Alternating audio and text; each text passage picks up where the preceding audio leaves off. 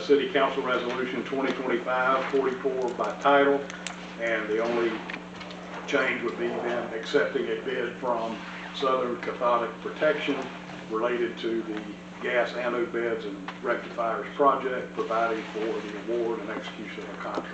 So that will be the resolution for consideration. All right, any other action we take on this? Yeah, we need a motion to approve All right. resolution 45-44. Okay, all right, I need a motion that we approve, for approval of 2025-44. I make a motion that we approve resolution 2025-44-44. Second. All right, all in favor say aye. Aye. All right. Next, H. Should be City Council Resolution number 2025-45, a resolution of the City Council of the City of Live Oak, Florida, accepting a bid from Vector Disease Control International, VDCI, related to the City of Live Oak Mosquito Control Program, providing for the award and execution of a contract, providing for an effective date. And as we did with the last one, the first motion would be in consideration of the memo you had that we received one bid in response to the RFP 09-2025 from this company in the amount of $33,280 per year for a 3-year service term. So you need to approve awarding the contract to Vector Disease Control International, and then we can consider the resolution. I make a motion that we award $33,280 per year for a 3-year service term to Vector Disease Control International. Second. All right, we probably move to second. Any discussion? All in favor say aye. All right, we need to do another part on this. We need now a motion for consideration of the resolution I read by title 2025-45. All right, you heard the new motion. I make a motion to approve resolution 2025-45. Second. All right, all in favor say aye. Aye. All right, next. All right, City Council Resolution number 2025-47, a resolution of the City Council of the City of Live Oak, Florida, authorizing the extension of a continuing contract with Utah Utilities, Inc., DBA Utah, Inc., a Florida corporation, providing for engineering and consulting services, providing for severability, providing for conflicts, and providing for an effective date. We've had a 3-year contract with them for the next 3 are associated engineering and consulting firms, so that when we have a project, one of the 3 be able to handle it. So this is a 1-year extension of the original 3-year contract. All right, what's council pleasure? Make a motion for resolution 2025-47. Second. Any discussion? All in favor say aye. Aye. All right, move on to the next, J. City Council Resolution number 2025-48, a resolution of the City Council of the City of Live Oak, Florida, authorizing the extension of a continuing contract with North Florida Professional Services, Inc., a Florida corporation, providing for engineering and consulting services, providing for severability, providing for conflicts, and providing for an effective date. All right, I need a motion and a second. Make a motion for 2025-48. Second.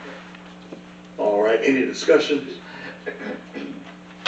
If none, all in favor say aye. Aye. Next. City Council Resolution number 2025-49, a resolution of the City Council of the City of Live Oak, Florida, authorizing the extension of a continuing contract with CPH Consulting LLC, a Delaware limited liability company, as assignee for Midtire and Associates, Inc., providing for engineering and consulting services, providing for severability, providing for conflicts, and providing for an effective date. All right, I need a motion and a second for resolution 2025-49. I make a motion that we accept resolution number 2025-49. I'll second. Probably moving second. Any discussions? If none, all in favor say aye. Next. We discussed L already, haven't we? We No, remember that. we removed that. All right, let's go to M.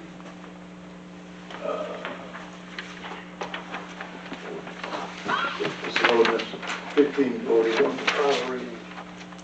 I'm out of order here. All right, Good.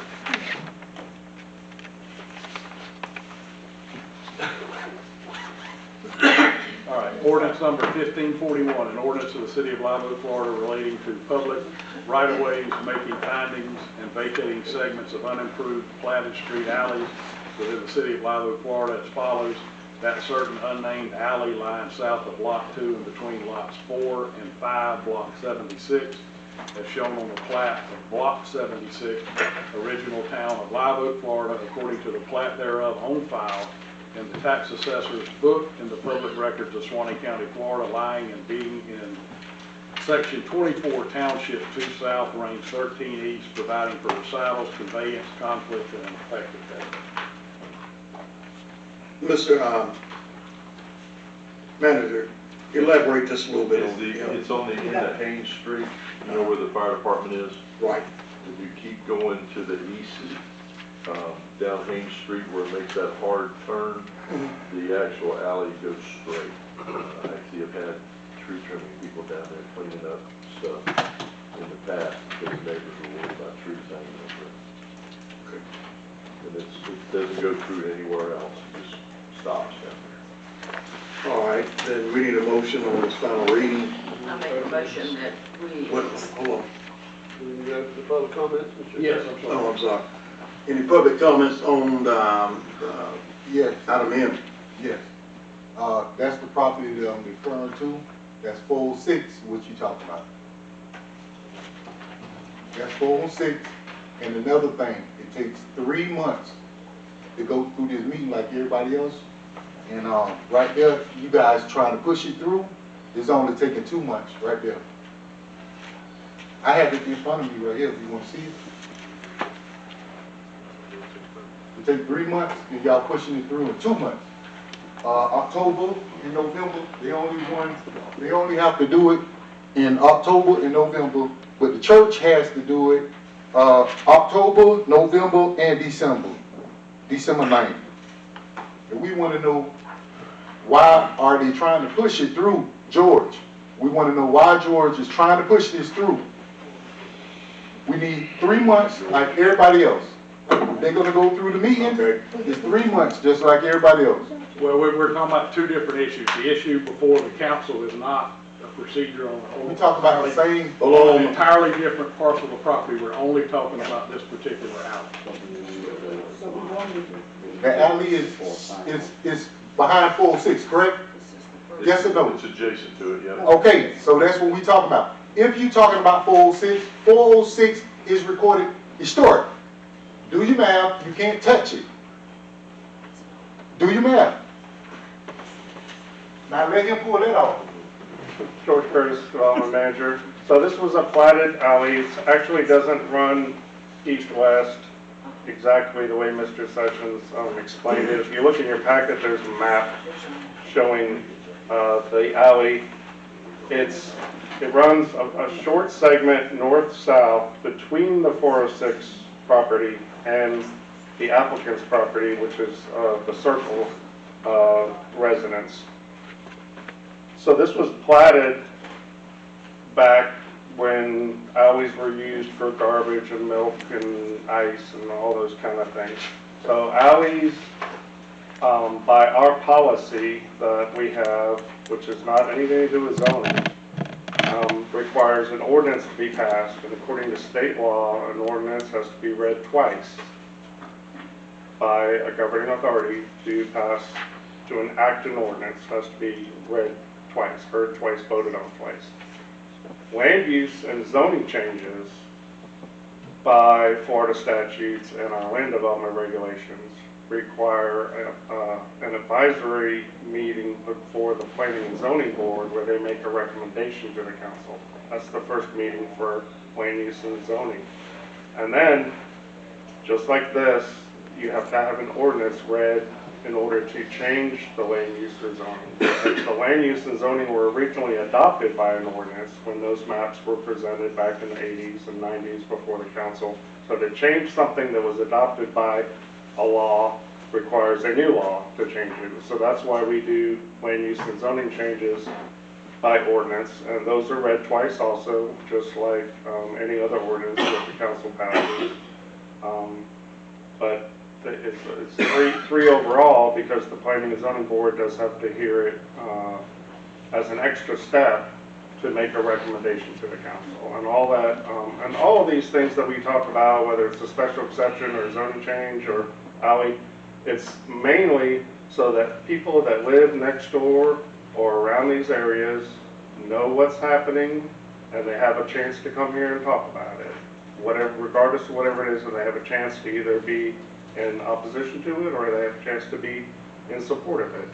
And that's the framework of the whole system of having public hearings, you know, to include folks that live in that area so they don't get blindsided. So, and that's why there's nothing unusual with this. We've done hundreds of ordinances, you know, during my time here, and they all follow the same point, the attorney reviews. I've had every attorney for the city review every ordinance that we've ever proposed for format and function and legality. And I mean, if there was something out of order, that's Attorney Kennan's job to call out and say, you know, there's a procedural error or something that needs to be dealt with.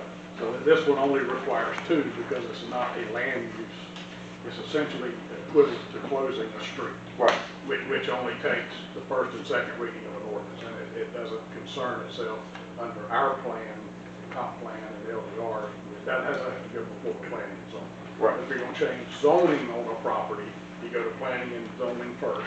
They make a recommendation, then you consider their recommendation in an ordinance, first reading, second reading. Okay. So it's just like the next one we're going to do with Mr. Bill's salary. That's being done in two. Right. Because it doesn't go before the planning and zoning board, which is a step prior to it being considered by the city council. All right. Any others? Discussion? What he's saying is an alleyway, but I want you to reflect, this is not an alleyway, and they will have to take down their fence. Where did y'all get an alleyway? You have to take down a fence. This, ain't this it? That's next to them, but it's behind their fence. It butts up to the people, their names. So could they get through there? Could you have to take their fence down to get through there? No, No? it's next to them. It's a fence right here that connects 406. So how would you possibly get through there? Show me how you're gonna get through there. Well, with that picture, I can't. Well, I got another one, hold on, I got another one. It shows the whole Mr. 406. President, if we're going to have a all the public, way this is down. part of the public hearing, if we're going to do it, we need to do the 3 minutes. Yeah. Because again, Well, if you wanna make it 3 minutes, you can make it 3 minutes, but I'm gonna show that what you saying is not correct. I think if there was a problem See, here, there you go those right people there. that They don't know, they told me to come up here. Mr. President, if we could Let them, They told me to come up here. Hey, who? the owners next door told me, I put their fence up. Yeah, it's right here. He says it's an alleyway. It's not an alleyway. It's a fence. And then they go 406. They go another fence.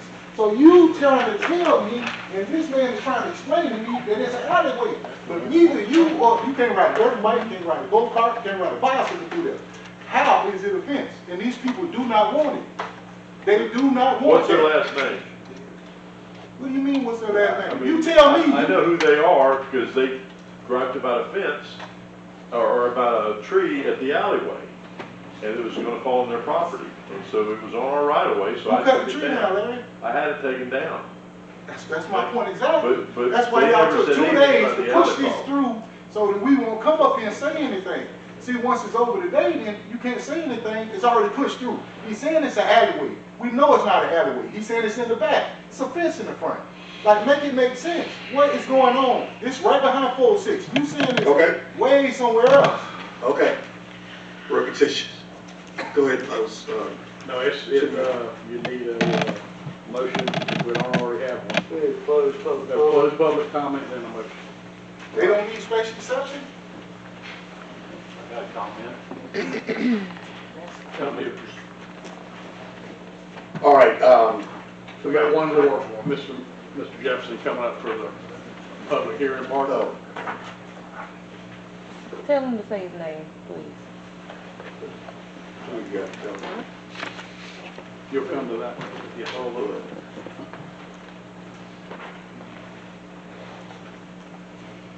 State your name and your address. Thank you. Raymond, Marble, 418 Ball Street. Can you spell your last name for me? S like Sam, IRKLE. Thank you.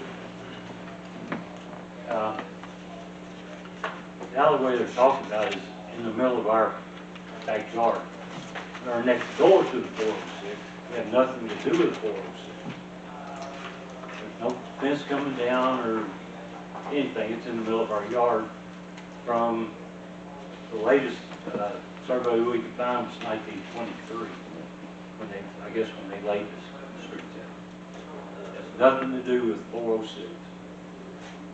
The sign that's posted out there is kind of on the property lines out there because that's an empty spot where they put the sign up. Nothing to do with 406. Got a map if anybody needs to see that. All right. Thank you, sir. Anybody else?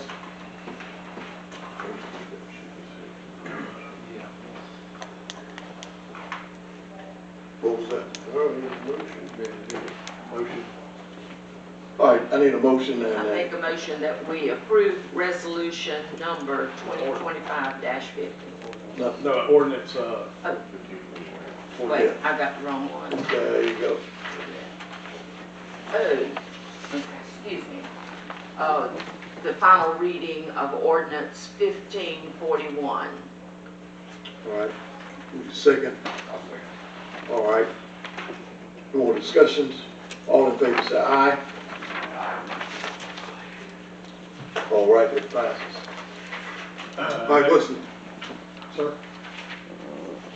what's next? Okay, ordinance number 1542, an ordinance of the City of Live Oak, Florida, amending ordinance number 1440, amending section 2-116 of the Code of Ordinances, City of Live Oak, providing that the salary of the city clerk and treasurer shall be adjusted from 63,360.13 to 71,360.13, providing for conflicts and severability, providing for codification, and providing for an effective date. All right, we don't need public comments on this? Yes. All right. Public hearing. All right, public, come on. I'm sorry. It's tiresome. All right, nobody got anything to say? All right. Come on. All right, I'm gonna entertain a motion in a second, and, of this final reading on the, city, clerk's, salary increase. I make a motion for final reading of ordinance 1542. All right. It's been properly moved in second. All in favor say aye. Aye. All right. Got that, Mr. Clerk? You all right? Yes, sir. All right. All right, let's go to the barn over there, yeah? We're on number P. All right. Number P. Okay, let's go to P. Mr. Jefferson? Yes, sir. If I may, unfortunately, for all of the remaining ordinances, they are going to be held because they are zoning and land use issues. They'll be held as a quasi-judicial hearing. So bear with me. I'm only going to read my little spiel one time. Okay. Rather than for each one. Thank you. And following items on the agenda, item P, Right. Q, R, S, T, U, V, W, and X will be conducted as a quasi-judicial proceeding. This will be the first reading of, I believe, all of these ordinances. At the given time, I'll read the title of the ordinance, then you will open up the proceeding. For all that wish to speak will be given 3 minutes. They'll need to be sworn before they speak. The proposed zoning ordinances require the city council to conduct the public hearing in the quasi-judicial capacity. The city council's decision must be based on the evidence and information presented at the public hearing, including the agenda materials, planning board recommendation, testimony presented at the public hearing, and the deliberations of the city council. The council must make its decision based on the evidence that's presented. In a quasi-judicial proceeding, city council is not allowed to take into consideration public sentiment or the popularity of a particular development, proposal, or request for a zoning change. City council may consider only competent substantial evidence that is presented. Property owner or the applicant has the burden to prove the application is consistent with the comprehensive plan land development regulations. If they meet the burden, the Florida Supreme Court has explained the burden shifts to the governmental board to demonstrate that maintaining the existing zoning classification with respect to the property accomplishes a legitimate public purpose. Citizens who want to participate can testify as to factual matters that would not require specialized training or specific academic degrees. Let me see here. Florida courts have made it clear that mere generalized statements of opposition are to be disregarded, but fact-based testimony can be considered competent and substantial evidence. The quasi-judicial hearing is not a popularity contest. The members of the city council cannot consider anything that they encounter outside of the public hearing on the application. Local politics can play no part in the decision-making process.